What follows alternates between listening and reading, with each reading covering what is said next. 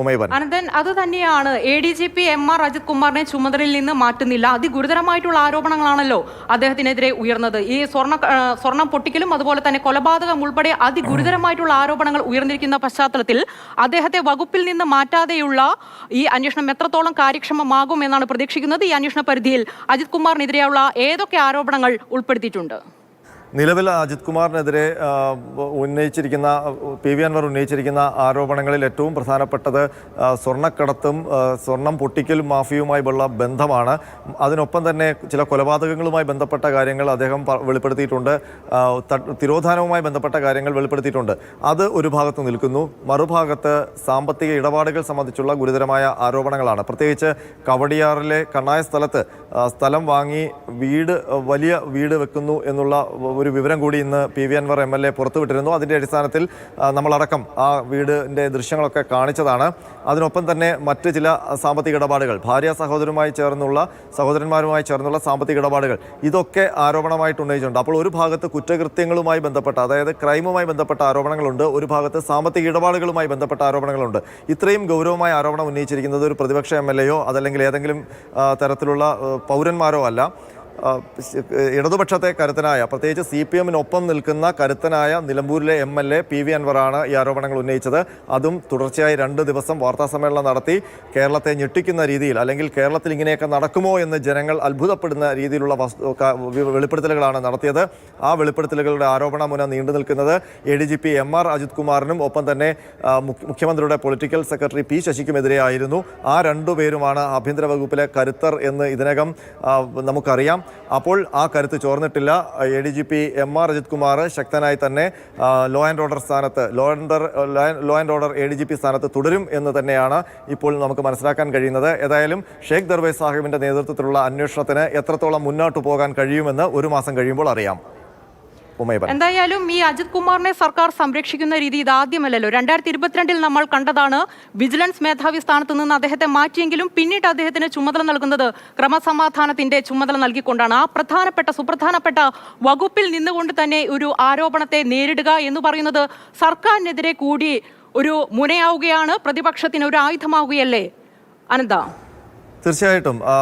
നേരത്തെ സ്വർണ്ണക്കടത്തുമായി ബന്ധപ്പെട്ട് സ്വപ്ന സുരേഷിൻ്റെ അനുയായി സരിത്തിനെ കസ്റ്റഡിയിലെടുക്കുന്നതുമായി ബന്ധപ്പെട്ടൊക്കെയുള്ള വിവാദങ്ങൾ MR അജിത് കുമാർ വിജിലൻസ് ഡയറക്ടറായിട്ട് ഇരിക്കുമ്പോൾ ഉയർന്നിരുന്നു. തുടർന്ന് ഇടനിലക്കാരൻ ഷാജ് കിരണുമായിട്ടുള്ള ഫോൺ ചെയ്തതുമായി ബന്ധപ്പെട്ട രേഖകൾ പുറത്തു വന്നു. അതൊക്കെ അദ്ദേഹത്തെ വിവാദത്തിൽ എത്തിച്ചു. അതിനുശേഷം വിജിലൻസ് ഡയറക്ടർ സ്ഥാനത്ത് നിന്ന് സർക്കാരിന് ആ സമ്മർദ്ദത്തിൽ മാറ്റേണ്ടിയും വന്നു. അതിനുശേഷം പോസ്റ്റിംഗ് ഒന്നും ഇല്ലാതെ അദ്ദേഹം നിന്നിരുന്നു. പിന്നെ അദ്ദേഹം സർവീസിലേക്ക് വരുന്നത്, അല്ലെങ്കിൽ പോലീസ് തലപ്പത്തേക്ക് വരുന്നത് ലോ ആൻഡ് ഓർഡർ ADGP, അന്ന് Vijay Sakhare law and order ADGP സ്ഥാനത്ത് നിന്ന് മാറി ഡെപ്യൂട്ടേഷനിലേക്ക് പോകുമ്പോൾ ആ ഒഴിവിലേക്കാണ് MR അജിത് കുമാർ നിയമിതനാകുന്നത്. അതിനുശേഷം നമ്മൾ കണ്ടത് MR അജിത് കുമാർ സേനയിലെ ഏറ്റവും കരുത്തനായി മാറുന്ന കാഴ്ചയാണ്. ഒപ്പം തന്നെ P ശശി പൊളിറ്റിക്കൽ സെക്രട്ടറിയായി വരുന്നു. പിന്നീടുള്ള ഒരു വലിയ അച്ചുതണ്ട്, MR അജിത് കുമാർ ഒപ്പം തന്നെ P ശശി അച്ചുതണ്ട് രൂപപ്പെടുന്നു എന്നുള്ള ആരോപണം പോലീസ് സേനയിൽ ഉണ്ടായിരുന്നു.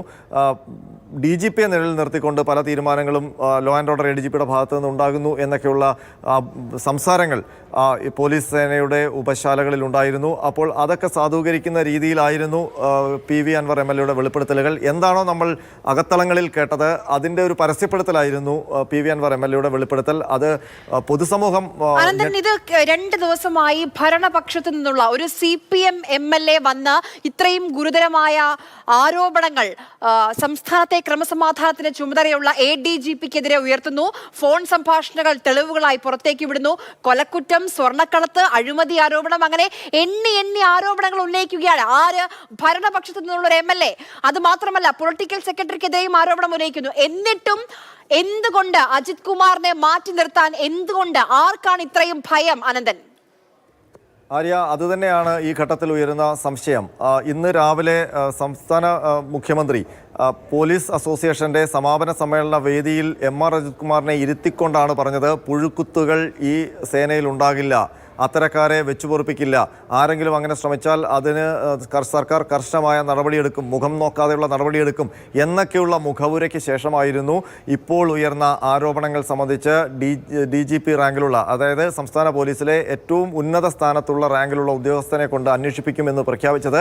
അതിനു പിന്നാലെ ആഭ്യന്തര വകുപ്പിൽ നിന്ന് പുറത്തു വന്ന വാർത്തകൾ ADGPയെ മാറ്റി നിർത്തിക്കൊണ്ട്, അത് സ്വാഭാവികമാണ്, പ്രധാനപ്പെട്ട പോസ്റ്റിലാണ് MR അജിത് കുമാർ ഇരിക്കുന്നത്, അദ്ദേഹത്തിനെതിരെ ഒരു DGP തല അന്വേഷണം വരുമ്പോൾ അദ്ദേഹം ആ പോസ്റ്റിൽ അല്ലെങ്കിൽ പോലീസിനുള്ളിലെ സംവിധാനത്തിൽ ഇരുന്നു കൊണ്ട് അന്വേഷണം നടത്തുമ്പോൾ അത് എത്രത്തോളം വിശ്വസനീയമാകും എന്നുള്ള ചോദ്യമുണ്ടായിരുന്നു. അപ്പോൾ MR അജിത് കുമാറിനെ മാറ്റി നിർത്തിക്കൊണ്ട് മറ്റേ ഏതെങ്കിലും ഒരു ഭാഗത്തേക്ക് അല്ലെങ്കിൽ മറ്റൊരു ചുമതലയിലേക്ക് മാറ്റിക്കൊണ്ട് അന്വേഷണം ഉണ്ടാകും എന്നാണ് പ്രതീക്ഷിച്ചിരുന്നത്. പക്ഷേ ഇന്ന് വൈകുന്നേരം 8 മണി മുതൽ സെക്രട്ടേറിയറ്റിൽ നടക്കുന്ന ചർച്ചയിലാണ് കാര്യങ്ങൾ മാറി മറിഞ്ഞത്.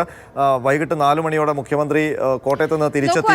എന്തൊക്കെയാണ് ആരോപണങ്ങൾ? അതായത് മുഖ്യമന്ത്രിയുടെ അടക്കം ഫോൺ ചോർത്തുന്നു, മന്ത്രിമാരുടെ ഫോൺ ചോർത്തുന്നു. ഇത്രയും ഗുരുതരമായ ആരോപണങ്ങൾ ആ പൊസിഷനിൽ ഇരുന്നു കൊണ്ട്, ആ പവറിൽ ഇരുന്നു കൊണ്ട് അജിത് കുമാർ ചെയ്യുകയാണ്. അപ്പോൾ